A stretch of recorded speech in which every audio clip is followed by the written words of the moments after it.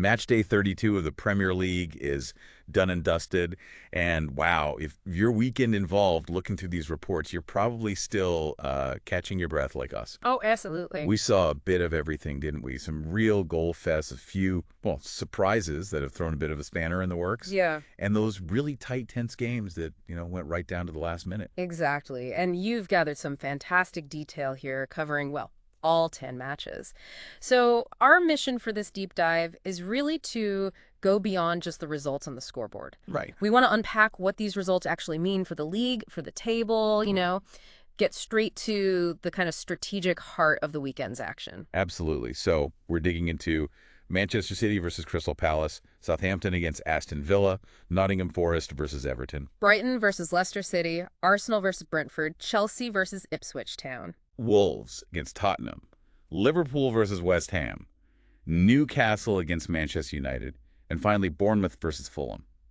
Okay, let's jump right in with that City game. 5-2.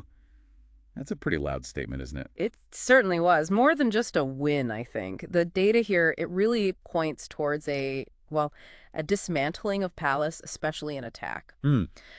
What's fascinating is how City kept finding ways through. Palace tried sitting deep, but City just adapted, didn't they? That kind of tactical flexibility, it's a real problem for their rivals. Yeah, that ability to just unlock defenses in different ways. And the squad depth to keep doing it week after week. And you can't really talk City attack without mentioning De Bruyne, can you?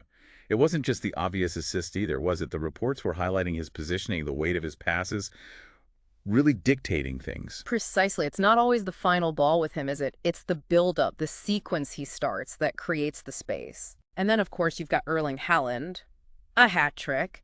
And it wasn't just tap-ins, was it? The analysis shows those intelligent runs exploiting tiny gaps. Yeah, Palace just couldn't handle him. Seemed like it. The physicality, the precision. It's too much. Palace did get a couple back. Zaha scored one. Yeah.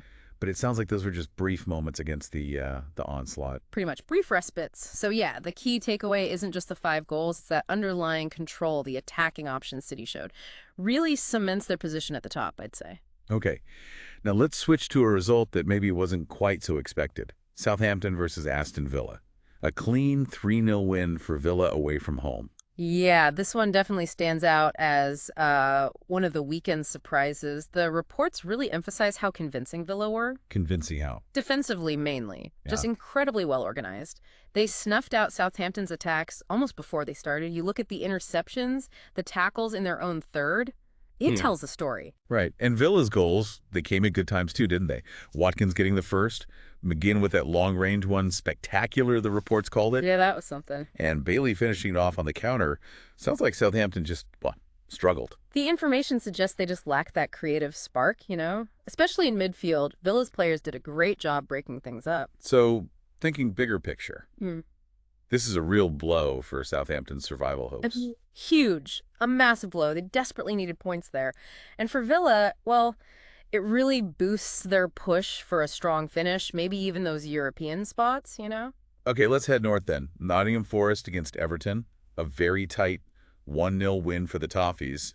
Another crucial result down at the bottom. Yeah, the reports paint a picture of a really tense tactical game. Scrappy. Very scrappy. Both teams very solid defensively, not many clear chances. The breakthrough for Everton, it came from a set piece, didn't it? Calvert-Lewin header from a corner. Shows how vital those can be in tight games. Absolutely, especially in relegation fights. And it sounds like Forest pushed hard for an equalizer, but Everton just held on. Pickford made some key saves, the reports mentioned. Exactly. Having a keeper like Pickford in those moments, it's invaluable, isn't it? This win is just massive for Everton. Huge confidence boost, vital points. Yeah, tough one for Forest, though. A missed chance at home. Okay, let's turn to Brighton against Leicester. 2-2. Sounds like that one had a bit more attacking flair. Definitely a contrast, yeah. The reports talk about real attacking intent from both sides, proper end-to-end stuff. So Matoma for Brighton first. Yeah, nice goal. Then Maddison hit back for Leicester, showing his quality. Dunk put Brighton ahead again. Only for Barnes to grab that late equalizer for Leicester. Kept going. So both teams showed good fight then. Yeah, resilience is the word the analysis uses. And the data suggests, similar number of good chances created by both. So a draw, probably fair. Feels like it. A point apiece keeps them both ticking along in that push for the top half. I think so, yeah. Neither would be ecstatic, but it's not a disaster for either. Keeps them in the mix. Right, next up, Arsenal versus Brentford. 1-1. A result that probably leaves both sides feeling a bit mixed feelings, is how the reports put it. Arsenal got that moment of magic from Saka, didn't they? Brilliant solo goal, apparently. Yeah, real quality. But then Brentford hit back, Tony capitalizing on a defensive mistake. And that'll frustrate Arsenal, won't it? Especially now, every point counts. But, you have to give Brentford credit.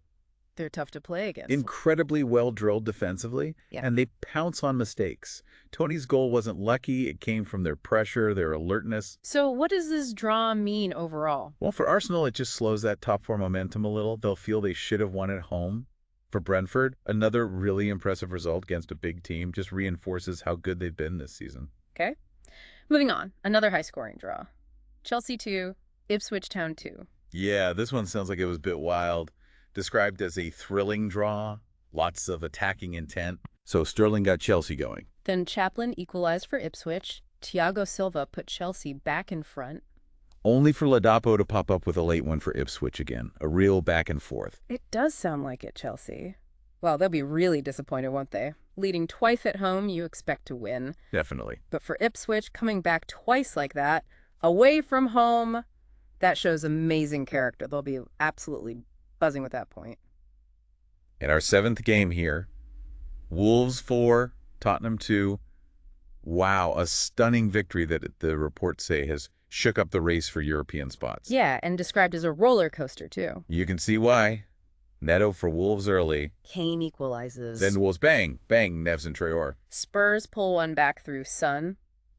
But Jimenez seals it late for Wolves, just constant shifts in momentum. The data shows Wolves were just really clinical. Sounds like a huge performance from Wolves then. A real statement for their European hopes. Oh, absolutely. Massive boost. But for Tottenham, this is a big setback, isn't it? Yeah, conceding 4. That's a worry. A major concern. The reports suggest they just couldn't handle Wolves' attackers. They need to sort out those defensive issues, and quickly. Okay, right. Let's tackle the final 3 matches. Starting with Liverpool versus West Ham at Anfield. A tight 2-1 win for Liverpool. Another really close one. Salah put Liverpool ahead. Antonio leveled it for West Ham. Good finish, apparently.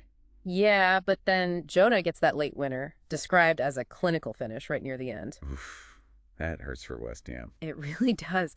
The reports highlight how competitive West Ham were.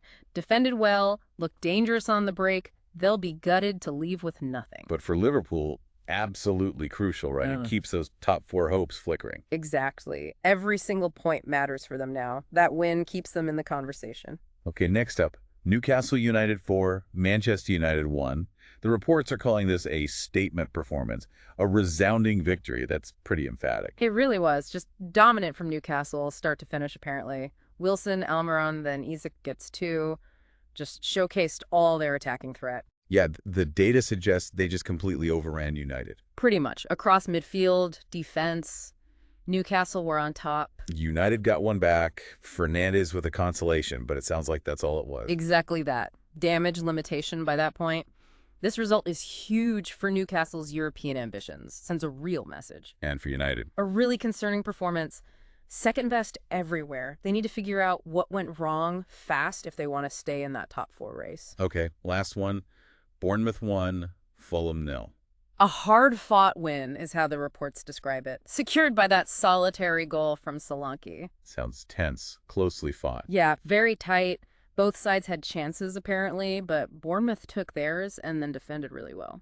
So the key thing here is just massive points for Bournemouth. Absolutely huge. In that relegation scrap, every point feels like gold dust, doesn't it? Fulham will be disappointed, obviously, not to get anything from it. So, okay, let's just sort of pull back and look at the whole weekend. Yeah. Matchday 32. Lots of goals, plenty of drama, like we said, Yep. and some results that have really tightened things up, haven't they? Both ends of the table. The title race still feels right on a knife edge. Yeah. The European places are just incredibly packed. So competitive. And that relegation battle, looks like it's going right down to the wire. Absolutely. Hopefully this deep dive has helped make sense of all the key stories and, the strategic side of things from the weekend's games. Yeah, definitely has. And it makes you wonder, doesn't it? Looking at all those results, all the shifts, which single one do you think will end up having the biggest long-term impact on how this whole Premier League season finishes? Something to think about, for sure.